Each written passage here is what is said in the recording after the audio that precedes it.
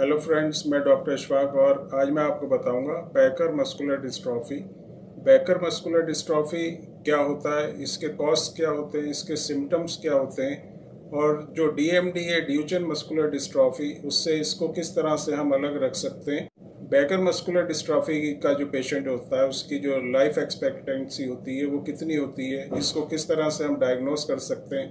अगर किसी को बैकर मस्कुलर डिस्ट्रॉफी या कोई दूसरी मस्कुलर डिस्ट्रॉफी है तो क्या हम उसका ट्रीटमेंट कर सकते हैं, तो मैं आपको इस सब के बारे में इस वीडियो में बताऊंगा। दोस्तों, जो 9 तरह की जो मस्कुलर डिस्ट्रॉफी होती हैं उसी में से जो एक टाइप होता है वो है बैकर मस्कुलर डिस्ट्रॉफी। जैसे डीएमडी होता है उसी तरह से जो बीएमडी, जिसको हम बैकर मस्कुलर डिस्ट्रॉफी कहते हैं, तो इसके सिम्टम्स भी कुछ कुछ डीएमडी ड्यूचेन मस्कुलर डिस्ट्रॉफी से मिलते हैं। लेकिन इसकी जो इसमें और जो डीएमडी होता है उसमें जो थोड़ा फर्क ये होता है कि इसकी जो प्रोग्रेस होती है, जो बैकर मस्कुलर डिस्ट्रॉफी होती है उसमें जो प्रोग्रेस का जो पीरियड होता है, जो टाइमिंग होती है, वो थोड़ी स्लो होती है। बैकर मस्कुलर डिस्ट्रॉफी में जो वॉलेंट्री मसल्स होती हैं, जिन मसल्स के ऊपर, जिनकी मूवमेंट के ऊपर हमारा कंट्रोल होता है,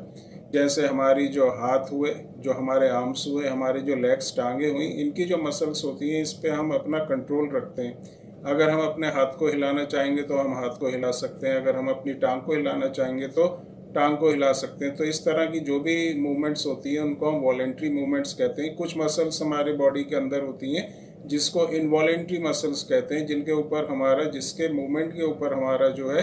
कोई कंट्रोल नहीं होता। जैसे हार्ट की जो मसल्स होती है, अगर हम हार्ट को अपने रोकना चाहेंगे, जो उसकी बीट होती है, जो उसकी धड़कन होती है, तो उसको हम रोक नहीं सकते। तो ये हुआ इनवॉलेंट्री। तो मेनली जो वॉलेंट्री मसल्स होती हैं, जो हमारे हाथ की और टांगों की जो मसल्स होती हैं, या जो बैकबोन हुआ हमारे, वहाँ पर ये जो बैकर मस्कुलर डिस्ट्रॉफी होती है वहाँ पर बहुत ज़्यादा इफेक्ट करती है। बैकर मस्कुलर डिस्ट्रॉफी जो स्टार्ट होती है वो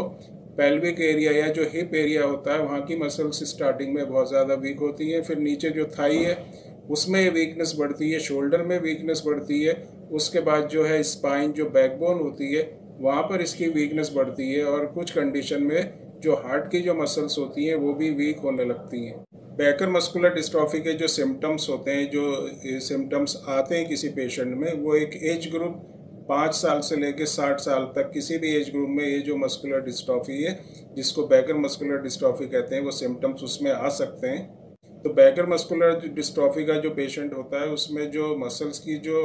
वीकनेस बढ़ती है वो स्लो रेट पे बढ़ती है। अगर हम डीएमडी की बात करें, जो ड्यूचेन मस्कुलर डिस्ट्रॉफी होती है, उसमें जब बच्चे में मसल्स की जब वीकनेस बढ़ती है तो वो बहुत तेज़ी से बढ़ती है। और 12 से 14 साल तक जब बच्चा आता है तो उस बच्चे की इतनी मसल्स वीक हो जाती हैं कि वो व्हील चेयर पर आ जाता है। बैकर मस्कुलर डिस्ट्रॉफी जो ये नाम दिया गया है, ये एक डॉक्टर थे, जर्मन डॉक्टर, जिनका जो पूरा नाम था पीटर एमिल बैकर। उन्होंने इसको जो है इसकी डिस्कवरी की थी, इसको खोजा था, तो उनके नाम के ऊपर ही इसको बैकर मस्कुलर डिस्ट्रॉफी का जो नाम दिया गया है। अब अगर हम इसके कॉज की बात करें, इसमें भी जो एक्स क्रोमोसोम होता है उसके ऊपर जो जीन्स में अगर किसी तरह का म्यूटेशन आता है, चेंज आता है, जिससे जो प्रोटीन होता है, जिसको हम डिस्ट्रोफिन प्रोटीन कहते हैं, जो हमारी मसल्स की ताकत के लिए, उसकी टूट फूट से बचाने के लिए बहुत ज़रूरी होता है। डिस्ट्रोफिन प्रोटीन जो है बैकर मस्कुलर डिस्ट्रॉफी में जो है पूरी तरह से फंक्शनल नहीं होता है, जिससे जो मसल्स होती हैं वो वीक होने लगती हैं। जब भी हम अपने मसल्स में कॉन्ट्रैक्शन, एक्सपेंशन करते हैं या कोई भी मूवमेंट होती है, जब हम अपना, मानिए कि अपना हाथ को हमने इस तरह से स्ट्रेच किया, फिर उसको कॉन्ट्रैक्ट किया, इस तरह से जब हम अपने हाथ को या अपनी मसल्स को फैलाते हैं और सुकड़ते हैं, उसको जो कॉन्ट्रैक्ट और एक्सपेंड करते हैं, तो इस टाइम पीरियड में मसल्स में जो है, मसल्स के ऊपर दबाव पड़ता है और उसमें टूट फूट होती है। तो इस टूट फूट को जो है डिस्ट्रोफिन प्रोटीन होता है वो रोकता है, वो इसको वीक नहीं होने देता मसल्स को, और जो इसमें टूट फूट होती है वो उसको होने नहीं देता, और हमारी मसल्स जो हैं स्ट्रांग बनी रहती हैं। लेकिन अगर ये जो प्रोटीन होता है, जिसको डिस्ट्रोफिन प्रोटीन कहते हैं, अगर जीन में, जो जीन इसको बनाता है, जो एक्स क्रोमोसोम के ऊपर एक जीन होता है जो डिस्ट्रोफिन प्रोटीन को बनाता है, उसमें अगर कोई भी चेंज आता है तो ये जो प्रोटीन होता है, जिसको डिस्ट्रोफिन प्रोटीन कहते हैं, वो पूरी तरह से काम नहीं करता और मसल्स जो है उसमें बहुत ज़्यादा टूट फूट होने लगती है, डिजेनरेशन होने लगता है और मसल्स जो है बहुत ज़्यादा वीक होती हैं, और यही जो है मस्कुलर डिस्ट्रॉफी कहलाता है। बैकर मस्कुलर डिस्ट्रॉफी बॉयज़ में या जो मेल होते हैं उसमें ज़्यादा होता है। फीमेल जो होती है वो एक कैरियर का काम करती है। ये जो है अपने बच्चे को पास करती है इस मस्कुलर डिस्ट्रॉफी को। अब अगर हम बात करें कि जिसको बैकर मस्कुलर डिस्ट्रॉफी है तो उसकी लाइफ जो है एक्सपेक्टेंसी कितनी हो सकती है, वो कितने साल तक जो है अपनी लाइफ जी सकता है। तो इसमें जो है बैकर मस्कुलर डिस्ट्रॉफी में अगर जो मसल्स, उसकी जो हार्ट की जो मसल्स हैं उसके ऊपर अगर कोई इफेक्ट नहीं आया, वहाँ की जो मसल्स हैं अगर वो वीक नहीं हुई, तो वो जो है अपनी जैसे एक नॉर्मल पर्सन होता है उस तरह से अपनी लाइफ जो है जी सकता है। जिसको बैकर मस्कुलर डिस्ट्रॉफी होती है, थोड़ी बहुत उसको प्रॉब्लम होगी, लेकिन जो डीएमडी में जितनी प्रॉब्लम होती है इतनी वीकनेस बैकर मस्कुलर डिस्ट्रॉफी में नहीं होती। और वो जो है अपना जो डेली रूटीन के जो वर्क होते हैं बैकर मस्कुलर डिस्ट्रॉफी का जो पेशेंट होता है वो कर सकता है। लेकिन बैकर मस्कुलर डिस्ट्रॉफी में जैसे मैंने बताया था कि जो हार्ट की जो मसल्स होती हैं वो भी वीक हो जाती हैं। अगर हार्ट की मसल्स वीक होंगी तो फिर उसकी जो लाइफ एक्सपेक्टेंसी होती है वो कम हो जाएगी और उसमें जो है उसकी जो डेथ है वो जल्दी हो सकती है, जिसको बैकर मस्कुलर डिस्ट्रॉफी होता है। जिसको बैकर मस्कुलर डिस्ट्रॉफी है उसकी लाइफ जो है 30 साल तक उसकी लाइफ हो सकती है। और एवरेज अगर हम लेके चलें तो मिड 40s जो होता है 45, 46,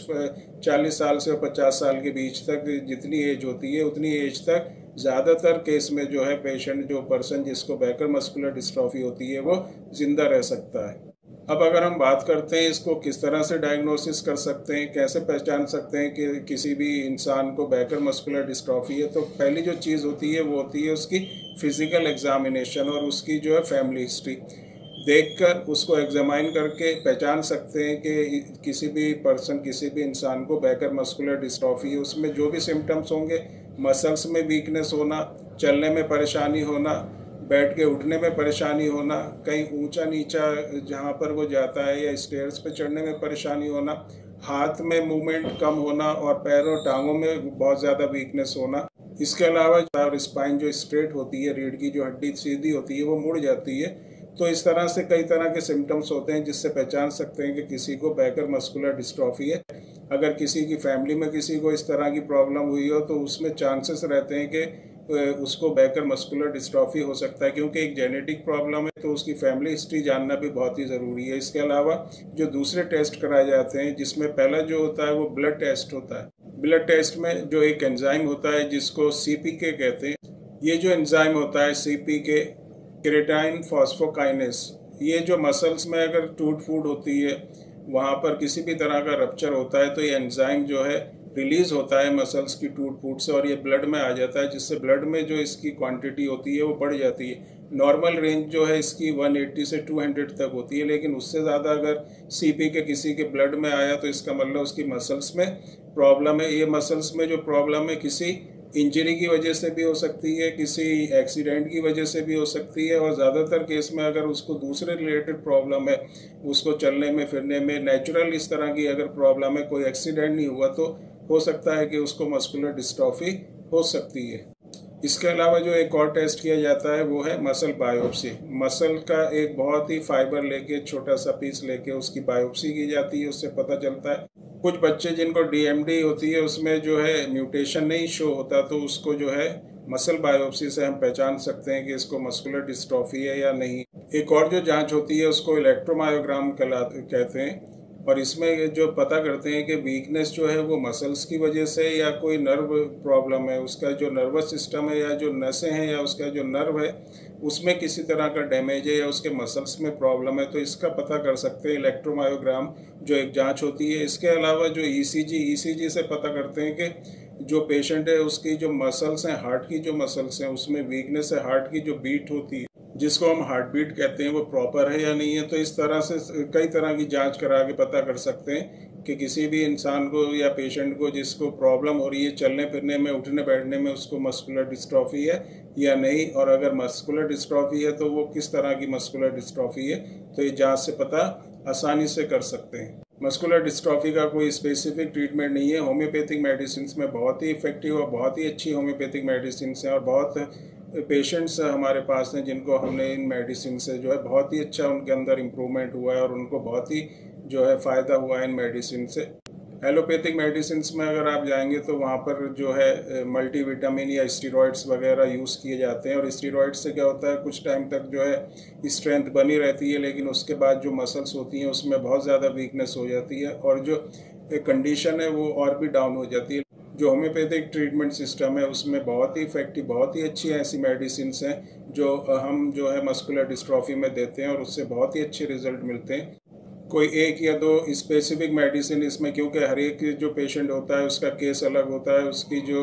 प्रॉब्लम होती है वो अलग होती है, उसके सिम्टम्स जो होते हैं वो अलग होते हैं, एज फैक्टर, उसका किस तरह की वीकनेस है उसके अंदर, ये सब कंसीडर करके ये मेडिसिन दी जाती है। तो अगर किसी को, आपको या आपकी फैमिली में या आपके रिलेशन में या आपके जान पहचान में अगर किसी को भी इस तरह की प्रॉब्लम है मस्कुलर डिस्ट्रॉफी की, तो आप जो है व्हाट्सएप नंबर पर हमारे कांटेक्ट करके इसके बारे में पूरी डिटेल हमसे पूछ सकते हैं, और किस तरह से इसमें इम्प्रूवमेंट कर सकते हैं या किस तरह से इसको ट्रीट कर सकते हैं उसके बारे में भी जानकारी ले सकते हैं।